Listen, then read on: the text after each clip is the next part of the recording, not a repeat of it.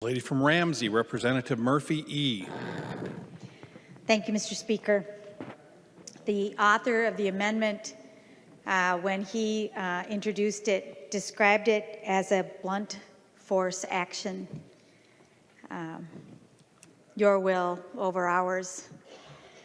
And when I look at the map that was distributed, I think about the corporate interest of Enbridge and a blunt force pipeline, their will over the will of the people, and through sacred territory.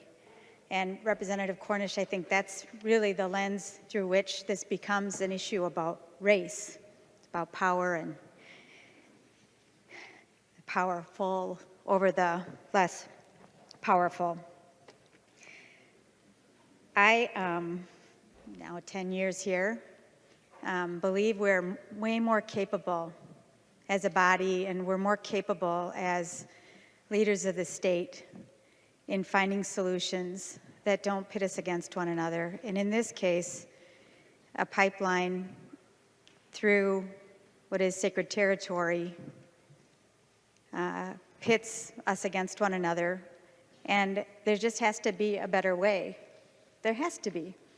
And when my colleague talks about us and our capability of getting to the moon, I say yes. And if we can get to the moon, then we should be able to figure out how to move oil safely through the state of Minnesota without forcing or allowing Enbridge to force its will over the voices of people and through sacred territory. We're just more capable of that. I think we could move that pipeline.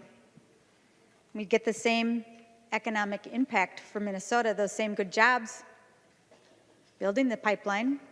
I think most people here would want that. Same benefit to greater Minnesota. Same benefit to our economy. We could build a pipeline, move the oil, prevent rail accidents. I've heard people talking about that today. And protect that sacred land.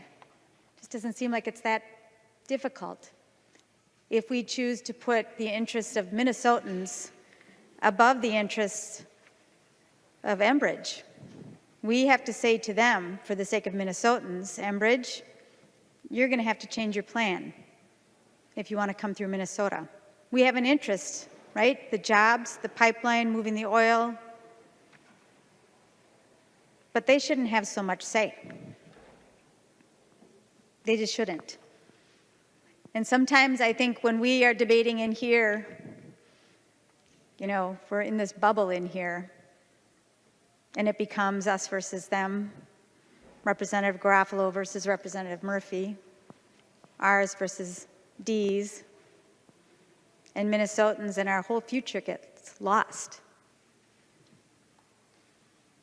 So I'm not quite sure why you're offering the amendment today, Representative Garofalo, as it is a blunt force instrument, forcing your will upon ours, allowing Enbridge to force its will on Minnesotans when we could find a better way using our imagination and the powerful skills we bring to finding solutions for the people of Minnesota. And for them, because they're our priority, I would ask you to vote no.